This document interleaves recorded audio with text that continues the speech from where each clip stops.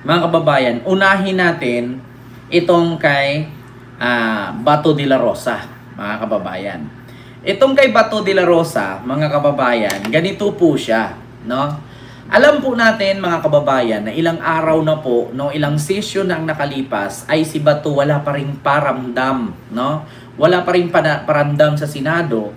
At nagbiro pa ito, mga kababayan, kay Senator Ping Lacson na i-break daw ni Bato ang record ni Senador Ping Lacson noong panahon na nagtatago din itong si Senador Ping Lacson kay Gloria Arroyo, nung time ni Gloria Arroyo, no? Meron pang pabiro itong si Bato, mga kababayan, na i-breakdown niya itong record, no, ni Senator Ping Lacson, mga kababayan. Ngayon, mga kababayan, hindi porket i-break niya ang record sa pagtatago, mga kababayan, sino po bang kawawa? Tayo po. Kasi ganito, mga kababayan, tayong ordinaryong Pilipino, no work, no pay tayo. Diba? Pero sa Senado po, mga kababayan, naka-fix na po ang sahod nila. Magtrabaho ka o hindi, papasok ka o hindi, tuloy-tuloy pa rin ang swelduhan nila. So ngayon, mga kababayan, ito po ang aksyon ng Senado, no, na para unfair naman, unfair po at nakakahiya po sa taong bayan, mga kababayan, na sinasahuran si Bato de la Rosa ng taong bayan. Binoto siya ng mga bobo putang inang DDS, mga tanga-tanga, inutil, uto-uto, 'di ba? Tapos tingnan niyo, walang duty, walang trabaho, hindi nagpapakita, sumasahod. Magkano ang sinasahod ng senador? 200,000 kada buwan. Tapos hindi nagjo-duty. 'Di ba? So ito po ang aksyon ng Senado, mga kababayan, ay nag-file po si Tito Sen, no, Soto Org's critics of De La Rosa absence to file ethics complaint. Ayan, mga kababayan, ito na. Pakinggan niyo po, mga kababayan, ang ginawang mga kababayan, ginawang aksyon ng Senado dito sa hindi pagpapakita ni Bato at absent ng absent. Ito po. Sa iba pa nating mga balita, hinimok ng Senado na magsampa ng ethics complaint ang mga kung may question sa pagka-absent ni Senator Bato de la Rosa. Balita mula sa Senado at ni Radio Patrol Robert Mano. Kayo, Robert. So, di paliwanag ni Senate President Vicente Soto III, hindi umihira ng no work no pay policy sa mga senador. Ganito na niya mula pa noon sa Kongreso at mahirap ng baguhin ang rules ng Senado at Kamara, kaya pinakamagandang remedyo sa mga kumukusyon dito ang pagsasampa ng ethics complaint. Mula na magbukas ang sesyon ng Senado noong November 10, hindi sumibot si De La Rosa sa plenary session at committee hearings at walang anumang formal o informal na communication kay Soto. Tanong naman ni Soto kung bakit sila pinag-iinitan si De La Rosa na 2 hanggang 3 linggo pa lang naman na absent sa Senado, samantalang sa Kamara niya mayroong buong taon na hindi pumapasok at walang ginagawa, pero wala namang umangat at kumwestiyon. Tungan din niya nakulong sina dating Senator Antonio Trillanes at Laila de Lima. Nagpatuloy din ang kanilang sweldo, gayon din ang pondo at pag-function ng kanilang opisina. Sabi naman ni Senate President Pro Tempore Panfilo Lacson na desisyon na ni De La Rosa kung ayaw nang ipresenta ang sarili sa ICC at hindi niya mapayuhan dahil nanggaling na siya sa sitwasyon na pinagdaanan ni De La Rosa. Yan ang balitang kumpirmado. So yun po yun, ha, mga kababayan. Yun po ang patunay, mga kababayan, na kung saan napaka-unfair po talaga. Napaka-unfair kasi nga, mga kababayan, hindi lang po ito po, mga kababayan, nanawagan po si Tito Sen, no? Nanawagan po si Tito Sen na kung sino man po ang mga mamamayang Pilipino na concern dahil po sa ginagawa dito ni Bato na sumasahod, tuloy-tuloy yung sahod, tapos hindi nagtatrabaho, hindi nagjo-duty, ay sana daw po may mag-file ng ethics complaint, no? Sa mga gusto pong mag-file ng ethics complaint laban kay Bato, mga kababayan, ay mag-file na po kayo. Kasi, alam niyo, sa totoo lang, napaka-unfair. At tiklot, ha, mga kababayan, hindi lang po si Bato yung ganyan. Si Sara Duterte ganyan din. Kung napansin niyo, mga kababayan, Diyos ko, hindi na nagjo-duty bilang Vice President. Kasi bakit? Ando na siya. Ando na. Lagi ng laging tawag dito, lagi na siyang, mga kababayan, lagi na siyang absent, lagi na siyang nagbabiyahe sa The Hague, no, mga kababayan, no? Kaya sa totoo lang, mga kababayan, dapat hindi kayo nagaganyan, no? Mga senador, mga kongresista at mga nasa gobyerno. Kasi bakit kapag kami mga ordinaryong Pilipino, no, na nagtatrabaho lamang at magkano lang naman ang sinasahod namin, no? Ito kasi ako na-try ko dun po kasing ganyan. Hindi ako nakapag-duty ng 4 na araw kasi ako'y nilagnat. Ngayon, ang sabi sa akin ng aking manager sa isang fast food, kailangan ko daw magpasa ng certificate na meron akong lagnat. Ngayon sabi ko, paano nga ako makapagpasa ng certificate? Wala naman akong langis na ipahid ko sa kilikili ko, tapos lilipad na lang ako. May lagnat nga, di ba? Ngayon, alangan naman magpa-check up ako pag wala na akong lagnat. Wala nang findings yun. Ngayon, sabi ko sa manager namin, hindi po ba ninyo mag-gets? Tumawag na ako. Ayan, kinausap ko na, nakahilatay na ako, nakahiga na ako, namamaga na yung eyebag ko. Papupuntahin daw ako ng center, kukuha daw ako ng medical record. Sabi ko, putang ina, hindi na nga ako makalakad, kukuha pa. Diba? Ganyan po kahigpit mga kababayan, lalong-lalo na sa mga tao na nasa laylayan. Katulad sa atin, yung ordinaryong Pilipino lang, na wala naman tayong posisyon sa gobyerno, wala naman tayong ranggo, at higit sa lahat, hindi tayo sumasahod ng daan-daan libo. Samantalang itong mga nasa mga politikong putang inang to, mga pulpul na mga kriminal na nagtatago, tuloy-tuloy ang kanilang sahod. Diba? Ang kapal ng mukha. Ang kapal ng mukha ni Bato. Napapansin niyo mga kababayan, napaka-unfair. Kapag tayo nagtrabaho eto lang kahit kayo mga worker dyan sa City Hall, yung mga worker ni Bato, yung mga trabahante ni Bato sa opisina niya sa Senado, try nyo mag-absent 1, 3, 4 na araw. Tignan natin kung hindi kayo i-awol. Ano unang hihilingin ng mga manager nila, yung mga head nila? Magpasa ka ng certification na may sakit ka, may lagnat ka, or ano-ano pa yung mga mo, nakalib ka, kaya ka wala, di ba? Pero si Bato po, tragis na yan mga kababayan, napaka-unfair po. Kaya nga mga kababayan, no? Ito pa ang sinabi niya, no? Sabi ni Tito Sen, wala daw nihay-niho. Si Bato. Walang nihay-niho kay Bato. According kay Tito Sen. Pero meron siyang kausap itong si Senator Ping Lacson. Na ang sabi mga kababayan, nagbiro pa daw itong si Bato. Pakinggan ninyo Sabi ng conversation niya sa GC. Well, it was in jest, because sa chat group namin, meron kami lahat ng all senators. So, I found time na kumustahin lang siya. Sabi ko, kumusta ka na? Mag-ingat ka lang, gano'n. Ang biro niya lang sa akin, sir, i-break ko yung record mo sa pagtatago. Diba? Tapos may haha. Yun. So when was it last? Diba? Our budget deliberation. Mga kababayan, meron silang group chat. Nagbibiro pa daw si Bato na ibibreak daw niya yung record ni Ping Lacson. Kasi si Ping Lacson mga kababayan, meron din po kasi yung issue noong panahon ni Gloria na nagtatago din itong si Ping Lacson.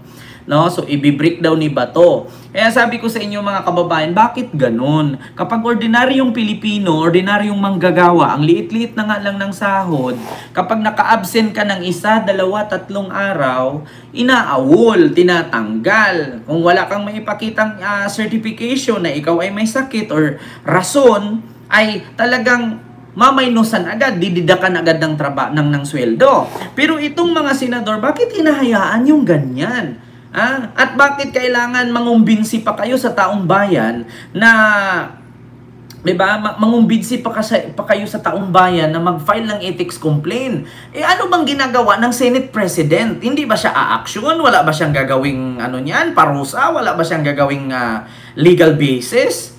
Diba? Kasi bakit kailangan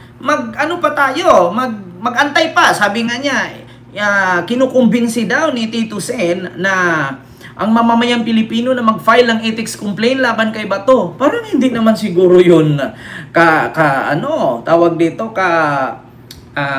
mga kababayan, katanggap-tanggap. Di ba? Bakit kailangan taong bayan pa? Anong ginagawa ng Senate President? Di ba? Kaya nga, ginagawang Senate President para ikaw yung mangulo sa kanila. Ikaw yung magiging haligi dyan Pero bakit kailangan pa ng ethics complaint? Wala bang pag-uusap? Kapag pagdating kay Digong, Pagdating kay Digong, gawaan ninyo ng resolusyon na i-house arrest. Ang bilis-bilis ninyo. Wala pang 1 minuto, wala pang 2 minuto. Approve agad, 16 na senador na pauwiin si Digong. Pero pagdating dyan sa kapwa ninyo senador na may ginawang kabalbalan, ano yan? Di ba? Pagdating sa mga senador, kapwa ninyo senador, parang wala naman yata kayong action. Diba? Kailangan pa ba ng ethics complaint ng taong bayan? Kailangan pa ba na mayroong ang tao magrereklamo para mabigyan ng aksyon? Pagdating kay putang inang Duterte, wala namang kwenta kay hindi naman yan politician, ha? Yeah? Ang bilis-bilis ninyo makagawa ng resolusyon. Ano na? Diba? Alam nyo, minsan mga kababayan, minsan naaano din ako dito sa mga senador eh. Sa eleksyon, nagpaparinigan. Sa eleksyon, nagsisiraan.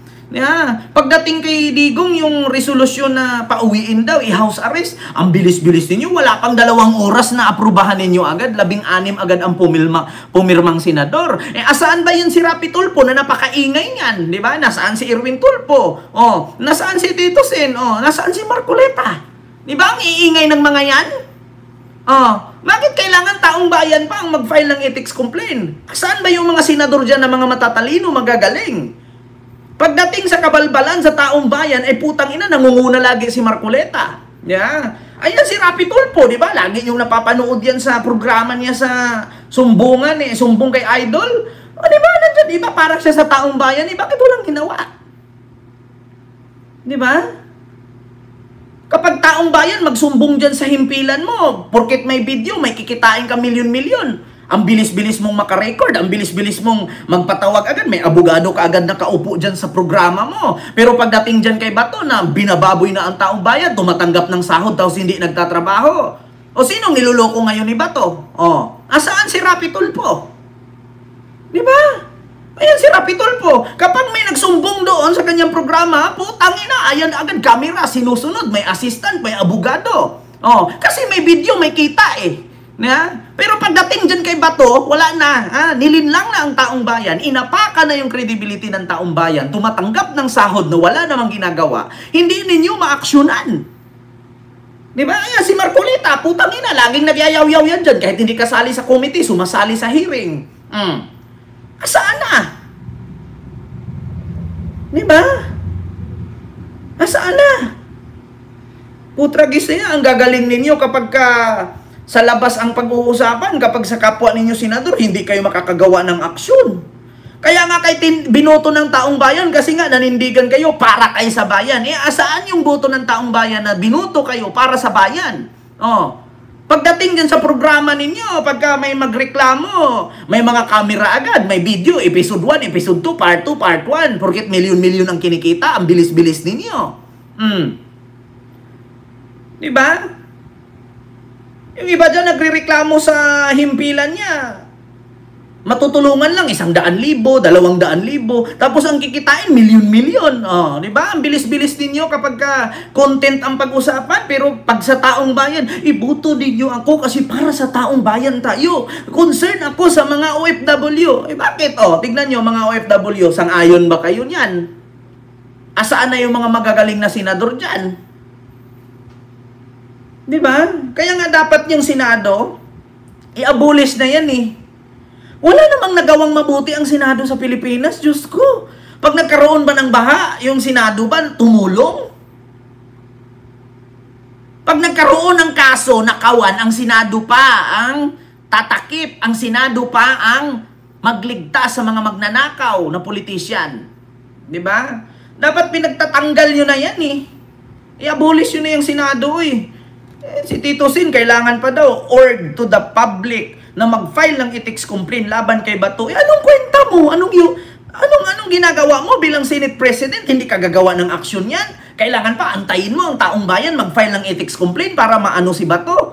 Putang ina, Senate President ka, nasa iyo ang kamay. Ikaw ang control dyan. Kung wala si Bato, ilang session i-awol mo na, tanggalin mo na yan para 2028. 13 na ka, senador ang tawag dito. 13 na kasenador ang kailangan kasi wala na si Bato, tanggal na. Di ba? Hindi man po pwedeng ganyan. Sahod ng taong bayan galing yung sinasahod ninyo. Pera ng taong bayan yan. Tax ng taong bayan. Kita ninyo, abolish yun na yung Senado. Kayo-kayo na lang tatakipan. Kasi Sara, pag pumunta dyan, todo picturean kayo. O pag talikod ni Sara, kunwari, kaaway ninyo, tigil-tigilan nyo nga ako. Luso. Yeah. Kaya nga, sa sunod eleksyon, mga kababayan, huwag kayong bumuto ng senador, isiro ninyo. Huwag na kayong bumuto ng senador, blankuhin nyo na yan sa balota. Putang ina, may makaupo senador, pabalik-balik itsura, pabalik-balik mukha. Tapos pag nakaharap sa media, kunwari galit kay ganito. Pagka kasama niya yung kagalit niya, magugulat ka, nagsishake hands pa. Nako. Diyos ko po, tigil-tigilan nyo na nga yan. Tingnan nyo si Bato ngayon, ngingitian lang, magbibiruan pa. O ayan si Ping Lacson, kagaling-galing mag-imbestigan yan. Tapos pagdating kay Bato, hindi niya nalaman kung nasaan. Tigilan nyo nga ako. Diba? Napansin nyo si Ping Lacson, ang galing mag-imbestiga yan. Ganito, chinik namin yung flood control. Ito, sa Wawa Builders, ganyan-ganyan. Ito, may mga BGC boys. Nagsusugal to, natatalo to ng halos 100 milyon. Okay lang sa kanila kasi pera ng taong bayan. Pero pagdating kay Bato, hindi mo alam kung nasaan. Sige nga, tigilan nyo nga ako. Nagtatakipan kayo eh. Diba, napansin nyo? Hindi pa pumutok itong flood control scam or corruption. Si Ping Lacson, ang bilis makapag-research. Ang bilis ng investigasyon. Pero pagdating kay Bato, kalaki-laking tao, hindi nga matatakpan pag nagtago sa niyog. Lumalabas pa rin yung balikat sa sobrang taba. Hindi mo na alam kung nasaan. Diyos ko naman, hindi ba kayo nagtaka? Lahat na imbestigahan ni Ping Lacson. Lahat nalalaman ni Lacson yung mga anomalya sa flood control. Kung sinong kontraktor, magkano, saang lugar, o saan nagtago itong si ganito, paano ang sasakyan, anong plate number, ilang milyon ang nanakaw. Pagdating kay Bato, kahit magtago sa puno ng niyog yan, nakikita pa rin. Pero hindi nyo alam. Tigil-tigilan nyo nga. Kanya-kanya kayong pasikat, mga pulpul naman kayong lahat.